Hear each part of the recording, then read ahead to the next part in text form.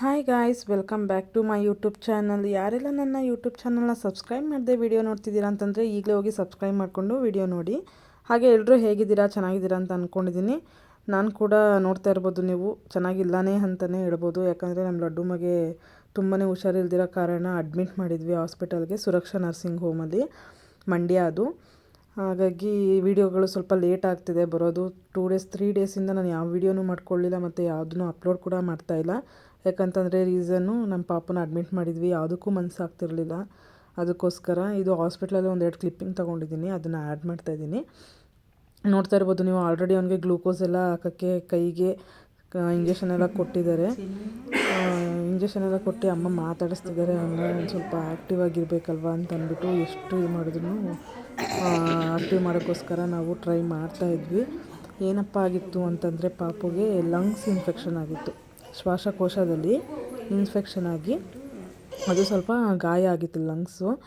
ಅದಕ್ಕೋಸ್ಕರ ಅವನಿಗೆ glucose medicines ಎಷ್ಟು ಹಾಕಿದ್ದಾರೆ ಅಂತಂದರೆ ನಮಗೆ ಕರಳು ಕಿತ್ಕೊಳ್ಳೋಂಗೆ ಆಗುತ್ತೆ. ಅದೆಲ್ಲ ನೋಡಿ ನಿಜವಾಗ್ಲೂ ಯಾಕೆ ಬೇಕು ಇದೆಲ್ಲ, ಏನಕ್ಕೆ ಈ ಥರ ಆಯಿತು ನಮ್ಮ ಲೈಫಲ್ಲಿ ಅಂತ ಒಂದು ಎಷ್ಟು ಫೀಲಿಂಗ್ ಆಗುತ್ತೆ ಅಂತಂದರೆ ಈಗಲೂ ನನಗೆ ವಾಯ್ಸ್ ಓವರ್ ಕೊಡೋಕ್ಕೆ ಒಂಥರ ಆಗ್ತಿದೆ, ಭಯ ಆಗ್ತಿದೆ ಅಷ್ಟು. ಅದನ್ನೆಲ್ಲ ನೋಡ್ತಾಯಿದ್ರೆ ಮತ್ತೆ ನೋಡಿ ಹೇಗೆ ಮಲ್ಕೊಂಡಿದ್ದೇನೆ ಅಂತ. ಈ ಸ್ಥಿತಿಯಲ್ಲಿ ನನ್ನ ಮಗನ ನೋಡೋಕ್ಕೆ ನನಗೆ ತುಂಬ ಅಂದರೆ ತುಂಬ ಕಷ್ಟ ಆಯಿತು.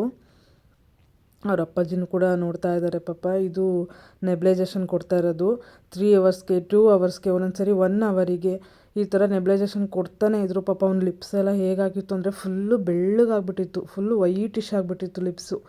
ಅವನು ನೋಡೋಕ್ಕೆ ತುಂಬ ಬೇಜಾರಾಗ್ತಿತ್ತು ನಮಗೆ. ನೋಡಿ ಯಾವಾಗಲೂ ನೆಬ್ಲೈಜೇಷನ್ ಕೊಡ್ತಾ ಇರಬೇಕು, ಅವಾಗವಾಗ ಬಂದು ಇಂಜೆಕ್ಷನ್ಸ್ ಹಾಕ್ತಾಯಿದ್ರು. ಯಾಕೆ ಈ ಥರ ಆಯಿತು ಅನ್ನೋದೇ ಗೊತ್ತಾಗ್ತಿರ್ಲಿಲ್ಲ ನಮಗೆ. ದೇವ್ರಿಗೆ ಹೋಗಿದ್ವಿ, ಅದು ಕೂಡ ಏನು ಸರಿ ಹೋಗಲಿಲ್ಲ. ಆಮೇಲೆ ಲಾಸ್ಟಲ್ಲಿ ಸಿದ್ದೇಗೌಡ ನರ್ಸಿಂಗ್ ಹೋಮ್ ಇದೆ ಇಲ್ಲಿ, ಅಲ್ಲಿಗೆ ಹೋಗಿ ತೋರಿಸಿದ್ದಕ್ಕೆ ಇಲ್ಲ ಅಡ್ಮಿಟ್ ಮಾಡಲೇಬೇಕು ಅಂತ ಹೇಳಿದ್ರು. ಅದಕ್ಕೋಸ್ಕರ ಮಂಡ್ಯ ಕರ್ಕೊಬಂದು ಅಡ್ಮಿಟ್ ಮಾಡಿದ್ವಿ. ಇನ್ನೊಂದೇನಪ್ಪ ಅಂತಂದರೆ ನೈಟ್ 10 ಗಂಟೆ 9ರಿಂದ 9:30 10 ಗಂಟೆ ಈ ಟೈಮಲ್ಲಿ ನಾವು ಹೋಗಿದ್ದು ಮದ್ದೂರಿಗೆ. ಅಲ್ಲಿ ತೋರಿಸ್ದಾಗ ಏನಂತಂದರು ಅಂತಂದರೆ ಈ ಥರ ಪಕ್ಕೆ ಜಾಸ್ತಿ ಉಸಿರು ಎಳ್ತಾ ಬರ್ತಾಯಿದೆ ಅವನಿಗೆ, ನೀವು ಅಡ್ಮಿಟ್ ಮಾಡಲೇಬೇಕು ಅಂತ ಹೇಳಿದ್ರು. ಅದಕ್ಕೋಸ್ಕರ ನಾವೇನು ಮಾಡಿದ್ವಿ, ಅವರು ಗೋರ್ಮೆಂಟ್ ಹಾಸ್ಪಿಟಲ್ಗೆ ಅಡ್ಮಿಟ್ ಮಾಡಿ ಅಂತ ಹೇಳಿದ್ರು ಮಂಡ್ಯದಲ್ಲಿ.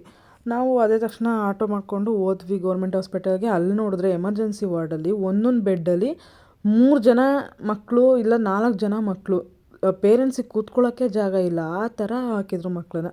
ಅದನ್ನೆಲ್ಲ ನೋಡಿಬಿಟ್ಟು ನನಗೆ ಸಖತ್ ಭಯ ಆಗಿ, ನನ್ನ ಮಗ ಸ್ವಲ್ಪ ಆ್ಯಕ್ಟಿವ್ ಆಗಿದ್ದಾನೆ, ಇದರಿಂದ ಮತ್ತೆ ಇನ್ಫೆಕ್ಷನ್ ಆಗಿ ಮತ್ತೆ ಇದಾಗೋದು ಬೇಡ ಅಂತ ಅಂದ್ಬಿಟ್ಟು ಇಲ್ಲ ನಾನು ಬೆಂಗಳೂರಿಗೆ ಹೋಗ್ತೀನಿ ಅಂತ ಅಂದ್ಬಿಟ್ಟು ನಮ್ಮಮ್ಮ ಹತ್ರನೂ ನನ್ನ ಹಸ್ಬೆಂಡ್ ಹತ್ರ ಎಲ್ಲ ಹೇಳಿದೆ. ಅದಕ್ಕೆ ಅವರು ಬೆಳಗ್ಗೆ ಇಷ್ಟೊತ್ತಿಂದ ಬೆಳಗ್ಗೆ ತನಕ ಹೋಗ್ಬೇಕಾ ಅಂತ ಹೇಳ್ಬಿಟ್ಟು ಅವ್ರೇನು ಮಾಡಿದ್ರು, ಇಲ್ಲ ನರ್ಸಿಂಗ್ ಹೋಮ್ಗೆ ಹೋಗೋಣ, ಸುರಕ್ಷಾ ನರ್ಸಿಂಗ್ ಹೋಮ್ಗೆ ಅಂತ ಹೇಳ್ಬಿಟ್ಟು ಹೋದ್ವಿ.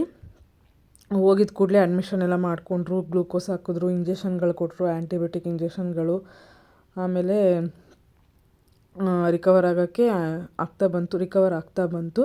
ನೆಕ್ಸ್ಟು ಡೇ ಇದು ಬಂದು ಅಪ್ಪ ಅಮ್ಮ ನಮ್ಮ ಅಕ್ಕ ನನ್ನ ತಂಗಿ ಎಲ್ಲರೂ ಬಂದಿದ್ರು ನೋಡ್ಕೊಂಡು ಹೋಗೋಣ ಅಂತಂದ್ಬಿಟ್ಟು. ಪಾಪ ನಮ್ಮ ಅಪ್ಪಂಗೂ ಕಾಲು ನೋವಾಗಿದೆ, ಆ ನೋವಿನಲ್ಲಿ ಕೂಡ ಬಂದು ನನ್ನ ಪಾಪನ ನೋಡಬೇಕು ಅಂತಂದ್ಬಿಟ್ಟು ನೋಡೋಕ್ಕೆ ಬಂದಿದ್ದರು. ಅವ್ರು ಬಂದಾಗ ಸಖತ್ ಖುಷಿಯಾಗಿದ್ದ ಅವನ ಫೇಸಲ್ಲಿ ಎಷ್ಟು ಚೆನ್ನಾಗಿ ನಗು ಬರ್ತಿತ್ತು ಅಂದರೆ ಅವ್ರು ನೋಡಿದಾಗ ಅಪ್ಪ ದೇವರೇ ಯಾವಾಗ ನಗ್ತಾನೋ ಅಂತ ಅನಿಸ್ಬಿಟ್ಟಿತ್ತು. ಫುಲ್ಲು ಮಂಕಾಗ್ಬಿಟ್ಟಿದ್ದ ಅವನು, ಸಖತ್ ಮಂಕಾಗ್ಬಿಟ್ಟಿದ್ದ.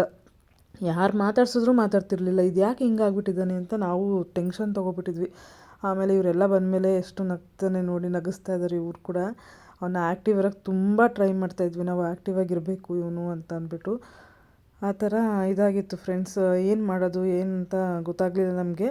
ಇದ್ರದ್ದು ಫುಲ್ ಡೀಟೇಲ್ಸ್ ಬೇಕು ಅಂತಂದರೆ ನನಗೆ ಕಮೆಂಟ್ ಬಾಕ್ಸಲ್ಲಿ ತಿಳಿಸಿ, ನಾನು ಇದ್ರ ಬಗ್ಗೆ ವೀಡಿಯೋ ಮಾಡಾಕ್ತೀನಿ. ಬಿಲ್ ಎಷ್ಟಾಯಿತು, ಡಿಸ್ಚಾರ್ಜ್ ಯಾವಾಗಾಯಿತು, ಇದ್ರ ಬಗ್ಗೆ ಫುಲ್ಲು ನಾನು ಇನ್ಫಾರ್ಮೇಷನ್ ಕೊಡ್ತೀನಿ ನಿಮಗೆ. ನೋಡ್ತಾ ಇರ್ಬೋದು ನೆಬ್ಲೈಜೇಷನ್ ಕೊಡ್ತಾನೇ ಇದ್ದಾರೆ ಪಾಪ ಅವನಿಗೆ. ನನಗಂತೂ ನೋಡೋದಕ್ಕೆ ಸಿಕ್ಕಾಪಟ್ಟೆ ಬೇಜಾರಾಗ್ತಿತ್ತು. ಯಾವಾಗ ಹಾಸ್ಪಿಟಲಿಂದ ಆಚೆ ಹೋಗ್ತೀವಪ್ಪ ಅಂತ ಅನ್ನಿಸ್ಬಿಟ್ಟಿದ್ದು, ಅಷ್ಟು ಬೇಜಾರಾಗ್ತಿತ್ತು. ಅಮ್ಮ ನೋಡಿ ಗುಮ್ಮ ಮಾಡ್ತಾಯಿದ್ದಾರೆ ಅವ್ನಿಗೆ ಸ್ಮೈಲ್ ಮಾಡಲಿ ಅಂತ.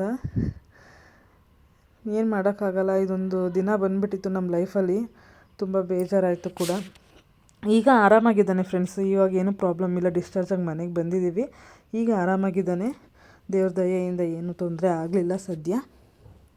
ಆದರೆ ಯಾರು ಕೆಟ್ಟ ಕಣ್ಣು ಬಿತ್ತೋ ಗೊತ್ತಿಲ್ಲ ನಮ್ಮ ಪಾಪು ಮೇಲೆ. ಎಲ್ಲರೂ ಬೈತಾಯಿದ್ರು ದೃಷ್ಟಿಯಿಂದನೇ ಅವ್ನಿಗೆ ಈ ಥರ ಆಗಿರೋದು ಅಂತ. ನಿಜವಾಗ್ಲೂ ಯಾರು ಕೆಟ್ಟ ಕಣ್ಣು ಬಿತ್ತೋ ಏನೋ ಗೊತ್ತಿಲ್ಲ.